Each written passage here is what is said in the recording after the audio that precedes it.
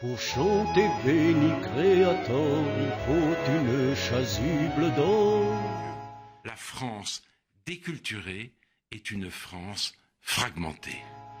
Pour chanter béni créateur, il faut une chasuble d'or. Le divertissement est omniprésent, mais c'est un divertissement, si vous voulez, morcelé. Nous en tissons pour vous grands de l'église, et nous pauvres canuts n'avons pas de chemise.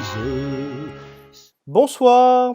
Alors, une chronique la semaine dernière pour provoquer et une chronique aujourd'hui pour rectifier. Il y a donc fatalement une nouvelle polémique Finkielkraut, lequel avait jugé bon à l'enterrement de Johnny Hallyday de compter Lady sous chien entre guillemets et Lady pas sous chien. Et évidemment, ce fut amplifié par diverses initiatives, dont une pétition qui circule pour l'exclure de l'Académie française, car certains ont cru utile de lui confisquer son joli habit vert et son bicorne.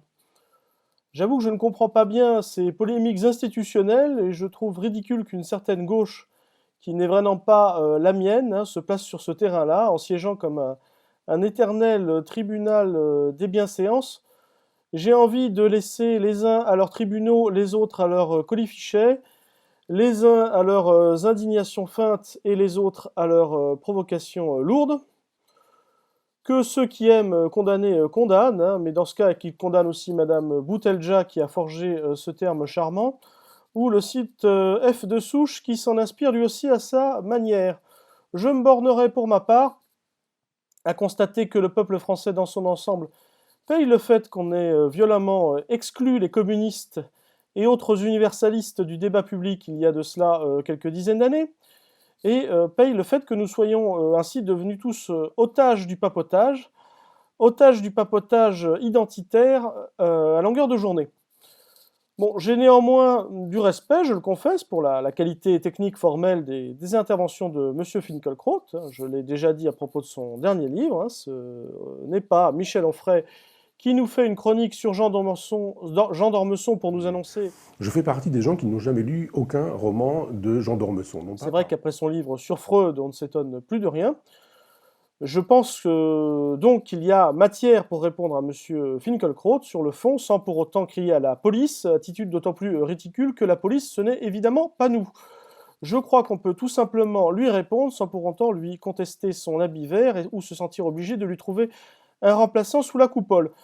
Donc Alain Finkielkraut avait donc relu ce beau texte des plaisirs et des jours, ouvrage de jeunesse de Proust, qui fait comprendre très subtilement, et pardon de le résumer si mal, l'attachement qu'on met à écouter une mauvaise musique, laquelle fait partie de la vie, touche tous les secteurs de la société. Mais de ce beau texte, donc Monsieur Finkielkraut concluait que la même mauvaise musique, entre guillemets, musique facile, musique légère, faisait consensus à l'époque de Proust, et plus du tout à la nôtre, divisée entre communautés morcelées. Alors, certes, je ne prétends pas être aussi bon lecteur que Monsieur Finkielkraut, mais j'ai lu Proust comme lui, et lire est d'ailleurs la seule façon de prendre connaissance de ce monde complètement révolu.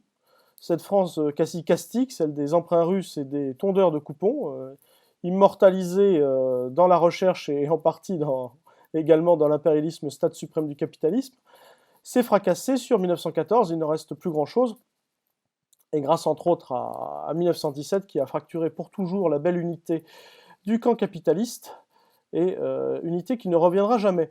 La mauvaise musique que Proust avait certainement en tête, ce n'était certes pas la sonate de Vinteuil, l'hymne indéfinissable de l'amour entre Swann et Odette, c'est cette musique qui était celle du kiosque à musique et des flonflons militaires, du genre gais et contents, nous allions à Longchamp voir et féliciter l'armée française. C'est la France du petit Lavis et de la haine du Boche. Tout cela, Proust le savait très bien, pas plus qu'il ne confondait la communion nationale avec les amours ancillaires du baron de Charlus. Cette unité nationale qui est celle des aristocrates et des domestiques, cette union sacrée à la Peggy, auteur cher à Monsieur Finkielkraut, est un leurre. La France était déjà scindée lors de la Commune, c'est le moins qu'on puisse dire. Elle le sera de nouveau avec l'affaire Dreyfus. Et je pense qu'il est évidemment regrettable qu'en 1914, comme lui dit le président Mao, un ne se soit pas divisé en deux. D'ailleurs, des deux côtés de la frontière, hein, et j'allais dire de toutes les frontières. Et dommage aussi que seuls les bolcheviks aient tenu bon par rapport aux engagements de la Seconde Internationale, mais c'est une autre histoire. Voilà pour la communauté nationale. Quant à la musique, M. Finkielkraut avait jeté un pavé dans la mare en laissant sous-entendre, à propos de Johnny Hallyday, qu'on avait hugolisé et héroïsé, ni plus ni moins qu'un mauvais musicien. Alors j'avoue que je préfère encore le paternalisme dont il a fait preuve que la démagogie, car enfin Malherbe vint, et Malherbe vint nous dire, hein, ce sont ses propres paroles, qu'un bon poète n'est chose ni plus ni moins importante à l'état qu'un bon joueur de quilles. On pourrait dire aujourd'hui qu'un bon joueur de flûte ou qu'un bon joueur de gratte, car nous vivons aujourd'hui dans une époque où les joueurs de flûte sont honorés comme jadis les poètes antiques. Ce n'est pas, Monsieur Christophe Guilluy se trompe, un hommage rendu à la France périphérique, hein, c'est au contraire se moquer d'elle. Si la nation éprouve le besoin d'honorer ses musiciens, et d'ailleurs pourquoi pas, il faut trouver un critère abstrait, formel, puisqu'il ne s'agit pas de disputer et discuter des goûts et des couleurs. Il faut donc aller chercher ce critère dans la musique savante, plutôt que dans la démagogie délibérée, ou dans cet art culinaire dont savait se moquer Brecht. Alors certes, je ne tombe pas dans une conception technocratique de l'art. L'art n'est pas seulement l'accumulation de processus de progrès technique, hein, il est ressorti au jugement réfléchissant et pas déterminant comme aurait dit Kant, c'est-à-dire que quand juger n'est pas ramener un cas particulier à un cas général déjà connu et évalué, mais c'est juger une œuvre à partir de ses propres finalités. Donc je me borne à dire que le contraire de la dite mauvaise musique, c'est tout simplement la musique savante. Et le savoir appartient à tout le monde, du moins à tous ceux qui se donnent la peine de l'acquérir ou à qui l'on donne cette chance, hein. Il est évident que cette chance est accrue dans le mode de production socialiste. L'éducation artistique, qui était un des acquis du Front populaire, devrait évidemment être renforcée. Alors, Proust, d'ailleurs, notait que s'il s'agissait de rendre l'art populaire, je cite, « accessible au peuple en sacrifiant les raffinements de la forme bon pour les oisifs », c'est le narrateur qui parle, j'avais assez fréquenté de gens du monde pour savoir que ce sont eux les véritables illettrés et nous les ouvriers électriciens. Fin de citation, c'est dans un passage du Temps retrouvé où Proust parle d'ailleurs de la CGT, et oui, je vous laisse retrouver ce passage.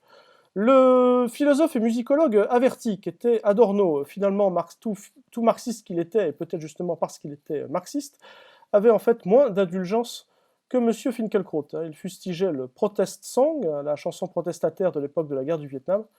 Il lui reprochait d'être uniquement, peut-être exagérait-il, hein, comme dans beaucoup d'autres de ses ouvrages, mais il y a toujours une part de vrai et tout à fait heuristique dans ce qu'il écrit. Il reprochait donc à cette chanson protestataire d'être uniquement divertissante, facile, consommable, en disant que précisément ce divertissement n'était pas à la hauteur de la protestation.